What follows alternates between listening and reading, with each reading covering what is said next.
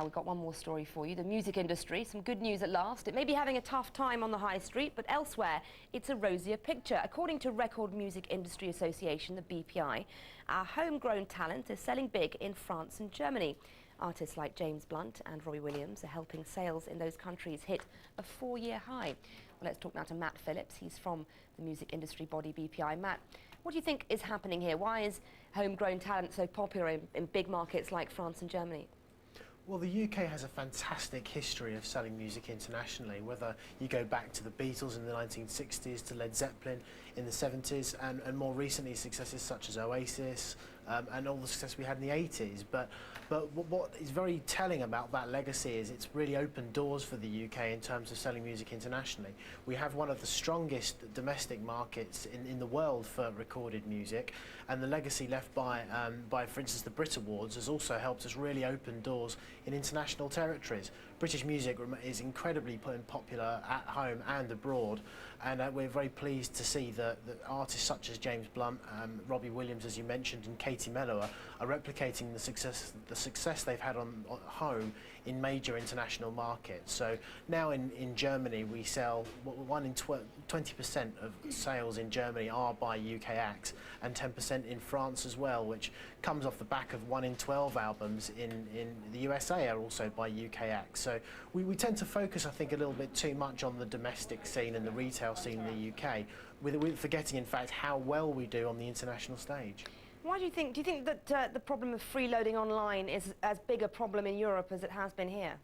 Yes, without a shadow of a doubt, and it's very telling that the sales in respective markets have fared very differently according to anti-piracy actions. For instance, in the UK and France there haven't been any anti-piracy actions for some time, whereas in Germany, where they have, they've seen a marked decline in illegal file sharing.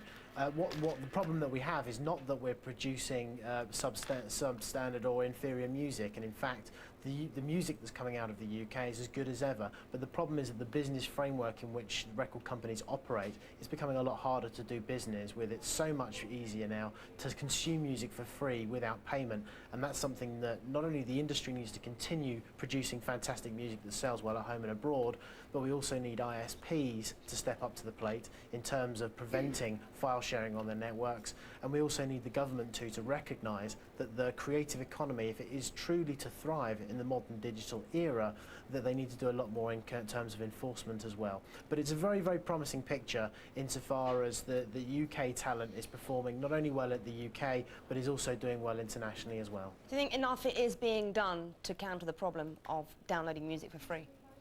Well, certainly not yet. Certainly the UK has done in the past a number of anti-piracy actions in order to firstly establish that the law can be enforced online, and also to send their message to consumers that stealing music digitally is in fact illegal and something you can be prosecuted for. So the industry has also done that. It's also done a lot in terms of embracing new digital platforms, and 90% of single sales now are digital, and that's a ratio that's always increasing. But in terms of combating the problem, the industry is beginning to get its house in order and is making great strides. We also need internet service providers to tackle the copyright infringement that takes place on their networks, and likewise the government need to do more in enforcement. If you go to car boot sales and market stalls, for instance, physical piracy, trading standards and police do a great deal to combat that kind of illegal activity, but we're not seeing enough of that online, and that's something that's going to have to change if we're going to continue to thrive online. Okay, Matt Phillips, thank you very much indeed for coming on and talking to us today, and that's all the business from me. By the way, I'm ambidextrous. If you want to know. How did we know you would say that? Thank you, Mary. Now the time just slipped past 8, 1:45.